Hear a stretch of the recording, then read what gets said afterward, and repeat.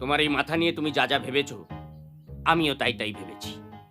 তফাৎ একটাই, তুমি শুধু বর্তমানটা দেখছো, আমি ভবিষ্যৎটা দেখতে পাচ্ছি যেটা তুমি পাচ্ছ না।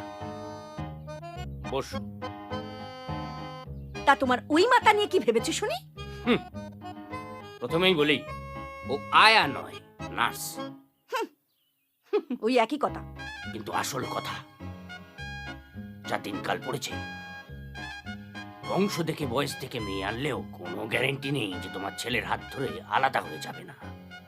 কিন্তু এই মেয়ে যাবে কোথায়? বাড়িঘর আছে, বাপ মা আছে? নেই। আর আমাদের এই শুয়ারের বাচ্চা, ওর যা স্ট্যান্ডার্ড, নিজের পয়সায় ফ্ল্যাট কেনা সম্ভব নয়, শ্বশুরের কাছে হাত পাততে হতো।